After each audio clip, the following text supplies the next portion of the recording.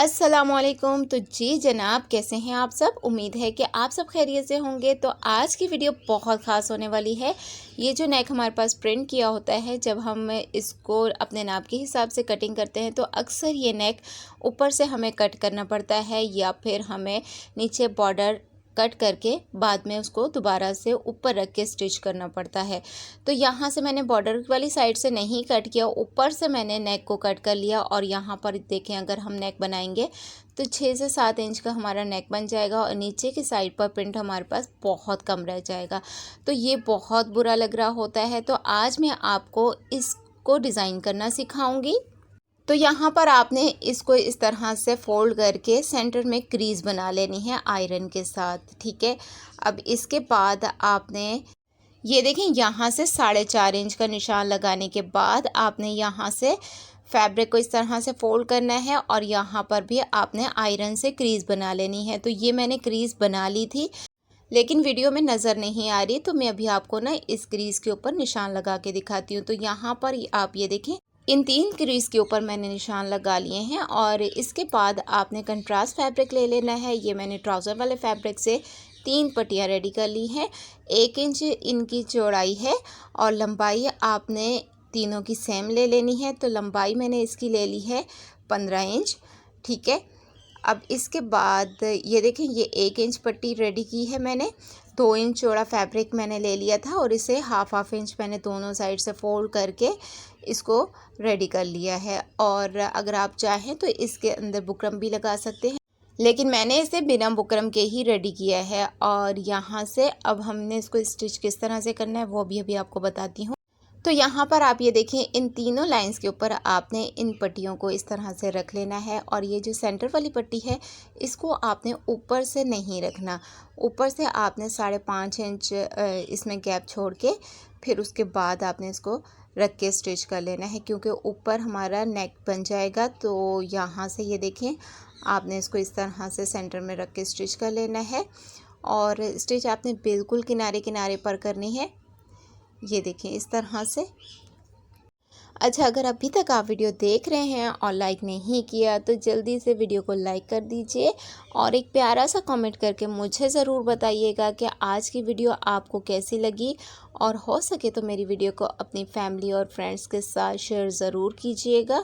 अब ये देखें, सेंटर की पट्टी तो हमने स्टिच कर ली है। अब इसके बाद ना हमने यहाँ पे ये देखें, इस लाइन के ऊपर रख के ये दूसरी पट्टी को भी स्टिच कर लेना है। ये देखें, जहाँ पे हमने निशान लगाया है, निशान से अंदर की साइड पर हमने इस पट्टी को सेट करके रखना है और इस तरह से हमने इसको किनारे किनारे पर सिलाई कर लेना है। अच्छा, ये आपको ऊपर जो पिक्चर में नेक नज़र आ रहा है, इस तरह का ये नेक भी मैंने शेयर किया है। इसको भी आप सबने बहुत पसंद किया, तो जिन लोगों ने नहीं देखा तो वो भी जाकर ज़रूर देखें, आपको भी ये बहुत पसंद आएगा।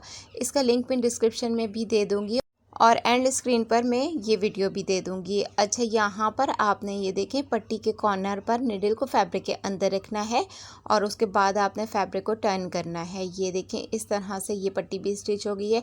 अब सेम इसी तरह से हमने इस पट्टी को भी स्टिच कर लेना है। ये देखें, इस लाइन से आपने पट्टी को अंदर की साइड पे सेट करके रख लेना है। अब इस तरह से आपने इसको स्टिच कर लेना है। पट्टी के दोनों साइड पर आपने इसको सिलाई कर लेना है। तो यहाँ पर आप ये देखें, 3 पट्टियाँ मैंने स्टिच कर ली हैं। अब इसके बाद ना मैंने राउंड नेक कटिंग कर लिया है। गले की चौड़ाई मैंने ली है 7 इंच और लंबाई मैंने ले ली है 6.5 इंच। इस तरह से हमने इसको डबल फोल्ड करने के बाद 3.5 इंच का निशान लगा लेना है और यहाँ से 6.5 इंच का निशान लगाने के बाद आपने इसको राउंड शेप दे देनी है। बाहर की साइड पे 1 इंच का मार्जिन रख के एक निशान और लगाना है और दोनों निशान कट कर लेने हैं। फिर उसके बाद आपने एक्स्ट्रा फैब्रिक पर इसे पेस्ट कर लेना है और उसके बाद आपने हाफ इंच फैब्रिक छोड़कर बाकी सारा फैब्रिक कट कर लेना है और उसके बाद आपने हाफ इंच फैब्रिक को भी फोल्ड करके स्टिच कर लेना है। अब इसके बाद आपने शर्ट के सीधी साइड पर इस नेक को इस तरह से सेट करके रखना है। अगर आप चाहें तो इसके सेंटर में रफ स्टिच कर लें या फिर अगर आप चाहें तो पिन अप कर लें। मैंने इसे पिन अप किया है। अब इसके बाद आपने बुकरम के बिल्कुल बराबर में सिलाई लगा लेनी है। ध्यान रखिएगा कि बुकरम के ऊपर सिलाई नहीं आनी चाहिए और बहुत ज़्यादा दूर भी नहीं होनी चाहिए। अब इसके बाद हमने अंदर से फैब्रिक को कट कर लेना है और इसमें हमने डीप कट लगा लेने हैं। डीप कट लगाने बहुत ज़रूरी हैं। अब इसके बाद हमने इसे आयरन करना है और बैक साइड से इसे हमने तुरपाई कर लेना है।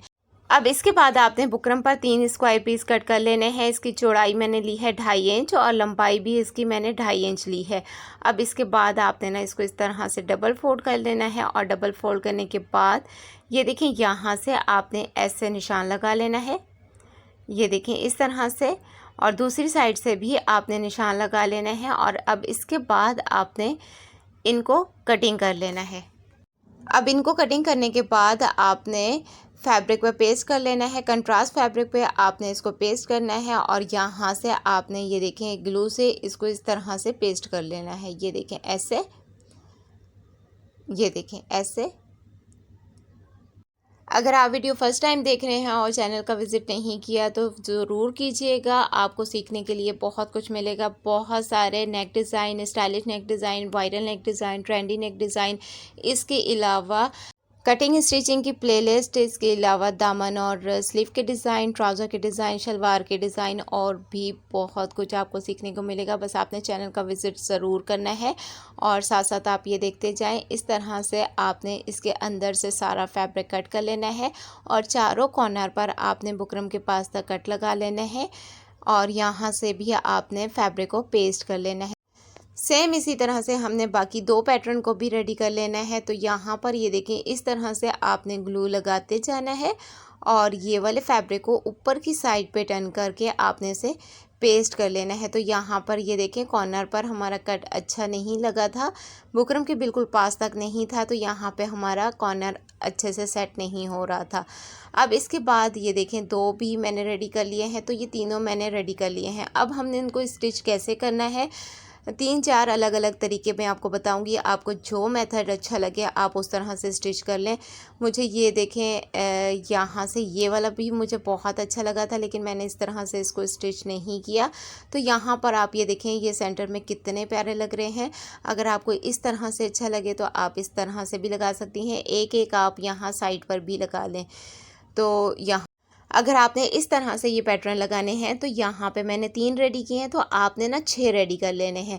अब ये देखें यहाँ से आप इनको इस तरह से रख के भी स्टिच कर सकती हैं और यहाँ से ऐसे रख के भी आप इसको स्टिच कर सकती हैं। ये देखें 2 को आप इस तरह रख लें और एक को इस तरह, या फिर ये एक ही तरह से आप इन तीनों को रख लें, या फिर आप ये देखें यहाँ से इसको इस तरह से चेंज कर लें और यहाँ पर भी आप 3 पैटर्न यहाँ पर भी लगा लें। तो जिस तरह से भी आपको ये पसंद हो आप उस तरह से इसको लगाकर स्टिच कर लें। तो मैं इसको इस तरह से स्टिच करूँगी। तो यहाँ पर आप ये देखें इसके बैक साइड पे आपने इस तरह से ग्लू लगा लेनी है। अगर आपने ना ग्लू से इसको पेस्ट कर लिया तो फिर ये स्टिच करना आपके लिए बहुत आसान हो जाएगा। तो यहाँ पे ये देखें इसको आपने ना इस तरह से पेस्ट कर लेना है। सेम इसी तरह से हमने दूसरे पैटर्न को भी रख के पेस्ट कर लेना है और उसके बाद हमने इसको ना एंड में स्टिच कर लेना है। तो यहाँ पर भी हमने इस पैटर्न को रख के स्टिच कर लिया है।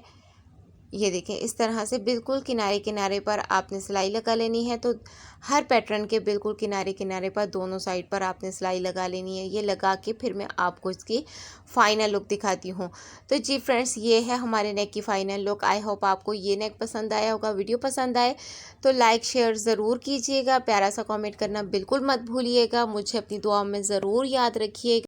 जो लोग कटिंग और स्टिचिंग में इंटरेस्टेड हैं उनके साथ मेरी वीडियो को शेयर ज़रूर कीजिएगा। बिगनर्स के साथ तो आप ज़रूर शेयर कीजिएगा। एक एक पॉइंट, एक एक बात में अपनी वीडियो में समझाती हूँ। तो आज तक के लिए इतना ही। मुझे दीजिए इजाज़त। अल्लाह हाफ़िज़।